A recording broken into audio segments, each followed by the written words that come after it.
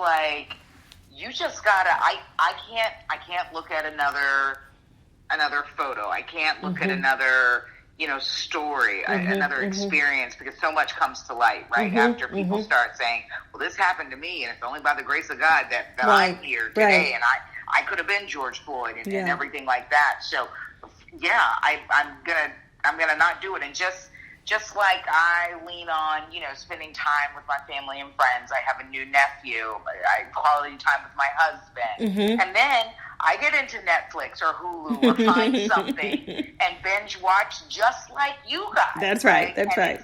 It's nice to kind of just sort of win away from the world, and then you can come back, refreshed. I've also been intent on taking, my leave, because we have vacation days, and as Americans, it always boggles my mind that you leave vacation days on the table. Like, that's one thing I didn't do before the pandemic, and I certainly have leaned into that. And I got to tell you, a 3-day weekend here, I had a stretch of days off around my birthday last month, and I was able to come back so refreshed. It's because all about I was self-care. off social media. I did not watch the news. I'm saying that loud and proud and publicly. It's because it's all about self-care. I mean, you're basically recharging so that you can do your, and that is across the board, whatever your job or profession is. Not having that time for, self-care and time with your family and your relationships and that kind of thing, it does not make you better at your job. It just doesn't. It makes you more present at your job, but it just doesn't make you better at the job. And so I'm so glad that you're singing that from the rooftops. And the other thing that you brought up that I wanted to bring back around was, you talked about living a faith-based life, which I do as well. And, obviously if you live a faith-based life, that's what you're for, but the benefit of having that in your life is so important and gets you moored, right? Anchored when the wind is really, really blowing. So I'm glad that you have that in your life as well.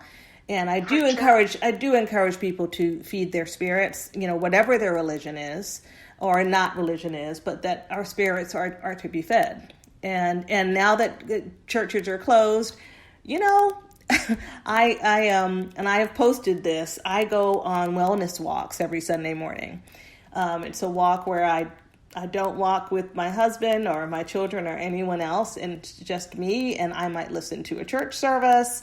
I might sing. And I'm just mindful and looking at nature, and I'm experiencing God.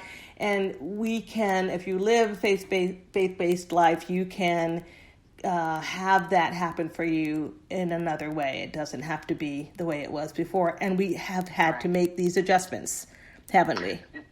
I mean, we absolutely have. And, if you, like you said, if you know that you are anchored by something greater, that even with everything that 2020 has taken from us, right, we still know somebody greater. And for me, God is still a way maker. He's still a miracle worker. Yes, we're seeing what we're seeing, but don't be misled. There are still, blessings abound. There are still people finding a way to get married, even if it's over Zoom, welcoming babies. Brigida, I call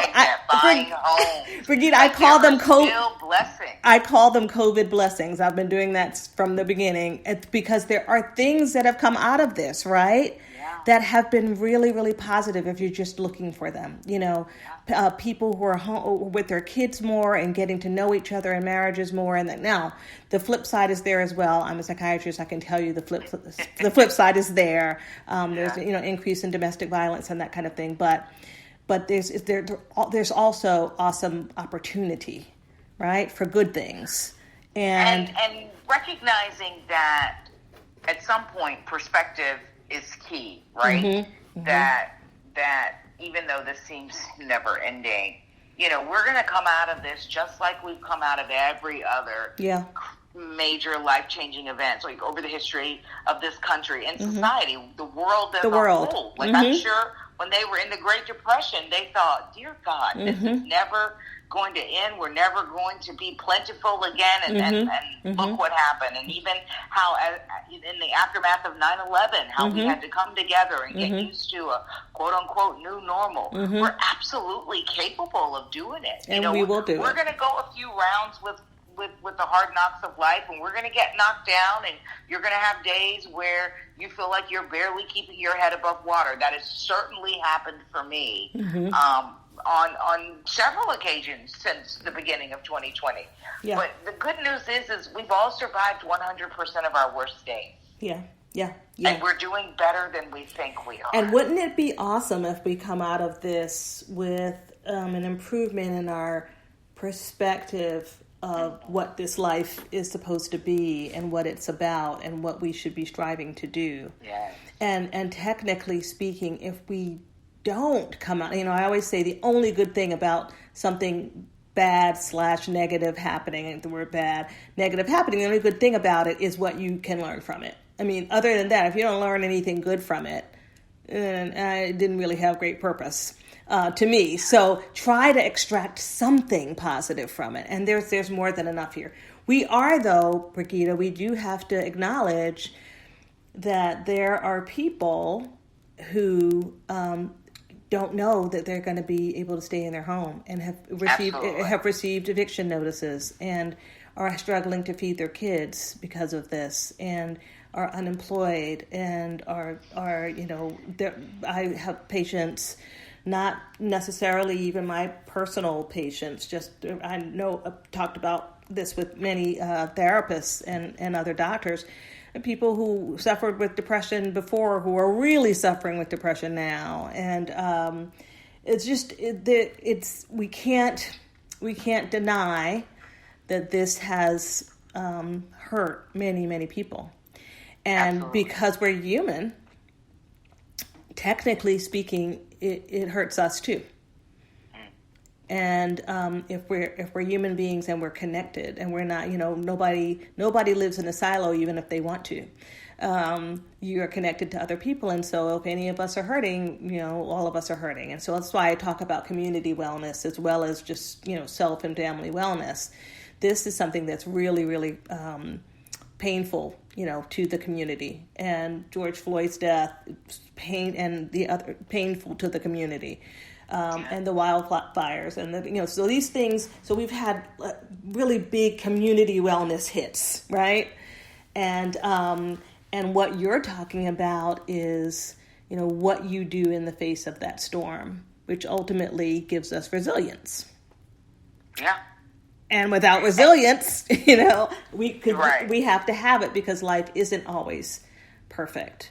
It's really, really refreshing for me to hear, just knowing what you have to deal with every day and having to be in it in the way you have to be in it every day, that you make sure to think about things in a very mature way in terms of how you want to live your life and what's going to be the best way to live your life.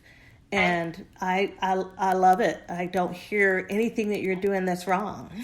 And I want to say that, in the spirit of transparency, there are days where that are tougher than others. There are days where I feel like I'm barely getting through the day, having to continually stay in this cycle of delivering the news.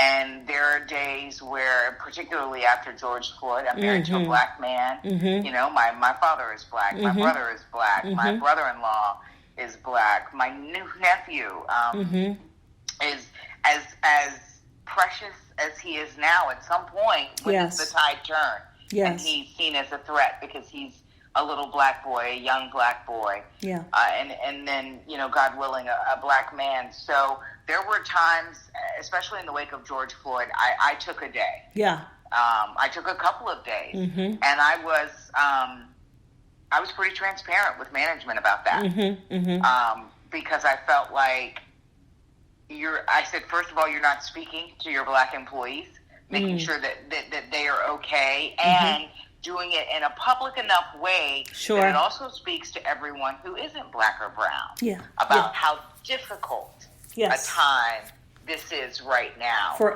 all of us. Yeah. Yeah, for all of us. And how do you navigate the uncomfortableness and the discomfort that I feel like for a lot of white people, at least the ones in my circle that I was, coming into contact with, and from followers, the feedback I got on social media is that for the first time in their lives, they're navigating with the discomfort that Black and brown people have walked around with every single day of their lives, unless they're in like a safe space where everyone looks like them. Right.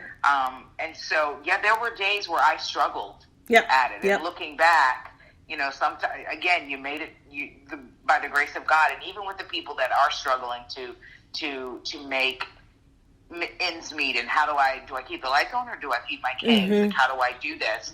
I have been encouraged by the stories we've been able to highlight of communities coming together. I did a story just about a week ago of a woman in Huntersville who got tired of seeing all of the posts on Facebook and Instagram where families were having to make this choice, right? Do I go to my job or do I do childcare for my kids? Like, how do I do that? She says no one should have to make that choice. And she herself is a mother of 7, no less. But she said, my husband and I are blessed. We have enough. And so she put out the call on Nextdoor, which is a popular neighborhood app. Anybody who needs a warm meal or groceries, let me know. And she says, you don't have to tell me you can stay anonymous. I'm not here to, shame you. You don't have to be embarrassed. Like, ask for help. And not only did, of course, she get responses, but she also got response from other people in the community saying, you know what, I'm blessed. How can I help? And she began getting everything from groceries to gift cards to school supplies to cleaning supplies. So, it's kind of like what Anne Frank said, in spite of everything, I still believe in the goodness of man. So even in these toughest of times, I see community coming together to help one another. These volunteers that, hand out the food when schools were closed. Because we know that there are plenty of kids who the only meals they get are while they are in school. So I'm encouraged by that. And I try to hold on to that. And I always tell people, the nature of the beast is that we show up when bad stuff happens. We're going to tell you what bad and scary is going on. That's just what we do. But when we have the opportunity to provide balance and levity and showcase the good, we're going to do that too. And I'm proud to be at a station that understands that and that's committed to that part of it. That's awesome. So we can all see Brigida Mack on WB. Sorry, I'm getting that wrong. On Fox 46. Fox 46, 4:30 in the morning. Well, some of us have to get up early. 4:30 to 9 a.m. And but I figure with people working from home, you're probably sampling morning TV in a way that maybe more, right? Maybe that's exactly right. And I wanted to bring this up before we close because there's another thing that you're doing, and it's connected to what I do because I try to promote your product at my wellness center. Brigida Mack is one of the managers at Beauty Counter, which is, and I'll let her discuss it. But let me just shamelessly plug that I use it. I love it. Brigida, by the way, it's time for some more. And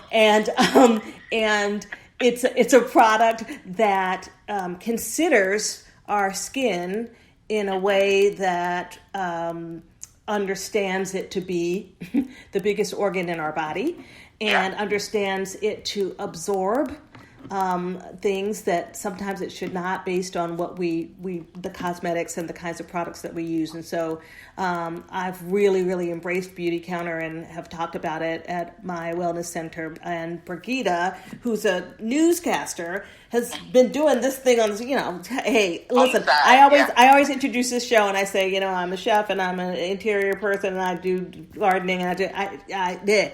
Brigida is this way as well, clearly. And so tell us about Beauty Counter and being a manager at Beauty Counter, quickly. So it was just an opportunity that fell into my lap. A classmate of mine, college classmate, kept sort of relentlessly pursuing it, especially when she saw how much I love the products. But it's Beauty Counter has a simple mission to get cleaner, safer products into the hands of everyone. So it's clean, non-toxic skincare, beauty, and body care. We literally have something for everyone, for women, for men,